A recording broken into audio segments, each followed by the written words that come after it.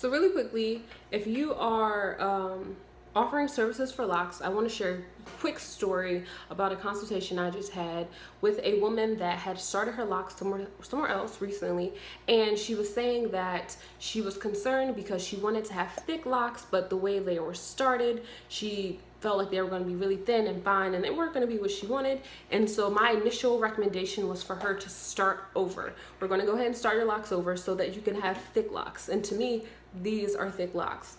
And so what I have during my consultations are samples to make sure we are both on the same page. I learned the hard way a while ago. I'm not going to catch me slipping again. So I hand her this lock, and I say, this is the size of your locks.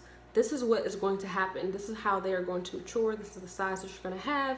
So we're going to go ahead and restart them so that you can have thick locks. And she said, oh, hell no, this is not the size that I want. This is too big. This is too thick.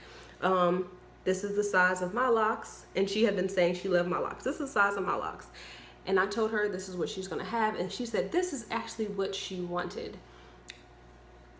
Can you imagine if I started her locks over to be thick, this is thick to me, and ultimately she just wants this. This is a solid form lock.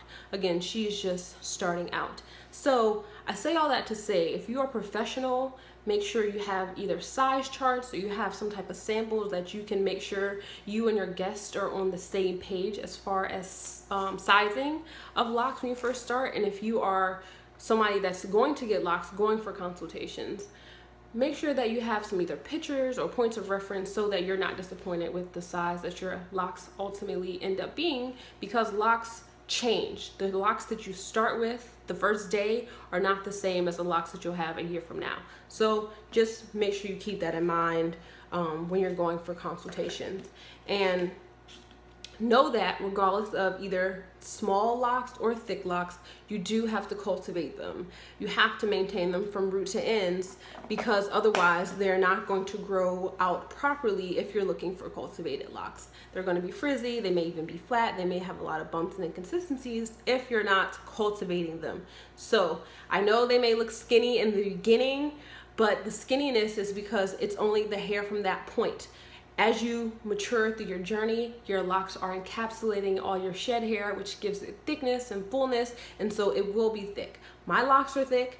I maintain them every month, and I cultivated them from root to end. So yes, they were skinny at first, but now they're voluptuous. So just take that into consideration, and I hope this video was helpful to you if you're considering locks, or if you offer lock services and you're wondering how to gauge the right size, basically. So thanks so much for watching. If you learned something, thumbs up, and definitely share this video, subscribe, and we will talk to you again soon.